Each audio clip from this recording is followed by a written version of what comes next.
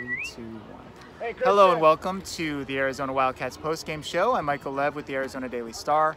Along with my colleague Greg Hansen, we are at Research Stadium in Corvallis, Oregon, where earlier this afternoon the Arizona Wildcats defeated Oregon State 35-14. Dominant rushing performance by the Wildcats today. They had 442 yards on the ground. That gives them 976 yards in their last two meetings with Oregon State. But does that maybe say a little bit more about Oregon State than it does about Arizona, Greg?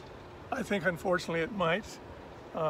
Oregon State's the worst team in the league. They were 1-11 last year, and I thought today they reinforced that they're the worst team in the league. But still, Arizona dominated them, so that's what they had to do. And is that enough to play a team like USC and expect to be successful next week? I don't know. USC, it's not like they're looking all that good lately. They struggled big time.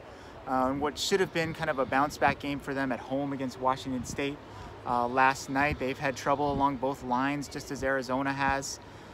What my biggest takeaway from Kevin Sumlin's post-game comments was that he kind of maybe felt the same way that you do.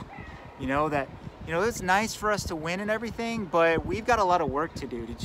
Were you surprised that he said that, or do you think that he's a pretty smart guy and he kind of sees what you see? It's funny you mention that because I was in the corridor at Gill Coliseum when he gave his speech to the team, and I heard it all, and he was full of praise. He was a happy man. The locker room was happy, and he gave a happy message. In the end, he warned them that it's going to get tougher. But then he walked in the media room, and it was all seriousness, which is coaching 101. Interesting. One of the stars of the game today was obviously J.J. Taylor.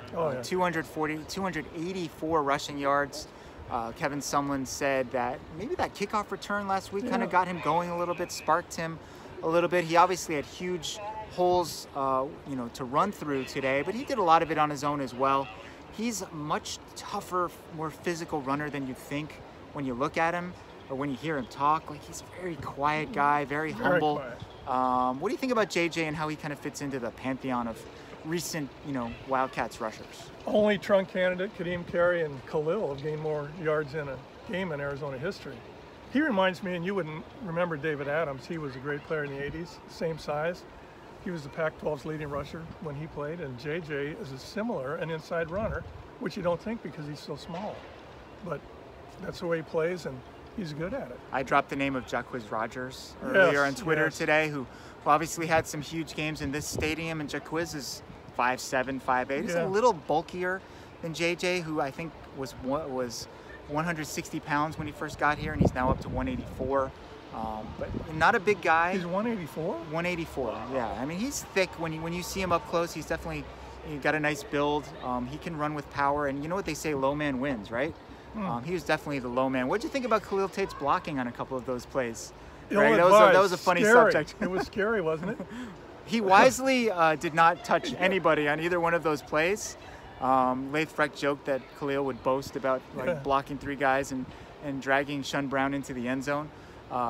But it was scary because, let's face it, even though he hasn't run the ball as effectively, still the franchise, that one play where he pulls the ball kind of got Oregon State's attention, right? And kind of maybe opened everything else up that followed. It's kind of like, when you run the ball, it makes the play action game better. When the quarterback's able to run, it makes the running game better. On the defensive side of the ball, probably their best performance of the season. Oregon State was a little bit self-destructive at times. Colin Schooler's really playing well, and Jalen Harris really flashed his ability today, didn't he?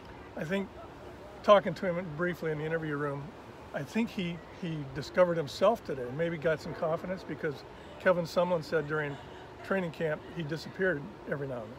Maybe he's going to be appearing from now on. Right. It's all about consistency for young players, and it's hard. Sometimes, like, the work ethic is something you have to learn. Not everybody is born with that natural sense of, putting on their hard hat and going to work every single day. Colin Schooler had 4 tackles for losses today, and the other thing Kevin mentioned is just getting some guys back. Getting PJ Johnson back, getting Scotty Young back. They're able to have a little bit more experience, a little bit more depth, and that really enhances the defense. All right, last thing here. USC coming to town next week. We've got a whole week to to promote, to hype that game up, to think about it. But your initial thoughts on that matchup and what the possibilities hold for Arizona would be what? Well, USC will definitely be favored, and they're a passing team. Oregon State is probably as weak a passing team as you'll find in FBS football. So completely different game 7 days from now. Right. Do you think Arizona has a chance? I mean, I feel like they do. Yeah. Based in part on the way that they're improving, number one. And number two, the fact that, as I mentioned, USC hasn't exactly lit it up so far. And they have a freshman quarterback. And anytime you got a freshman quarterback going on the road, it can be difficult. So it's not the super hyped up game that we all thought it might be when we looked at the schedule and thought maybe Arizona could be 4-0 heading into that. Both teams are 2-2. But I think still a pretty exciting and intriguing matchup. Yeah, and it would be disappointing if 50,000 people aren't there, because USC's coming in, Arizona's 1-2 straight, even though they're really bad teams they beat. What else is going on? Right. I think the crowd's going to show up for that one. Too. It's USC. It's a 7:30 game. The weather's starting to cool down just a little bit, not like it is here in lovely Corvallis, but fall is upon us, Greg. We're in the throes of the football season. Too bad we can't spend the week here, huh? Well, you could, if you want. Yeah. People know you here, right? All right, anyway, that's our show for today. Thanks for watching. This is Greg. I'm Michael. Please download that free Wildcaster app. You can read all of our stories without subscribing to the Arizona Daily Star.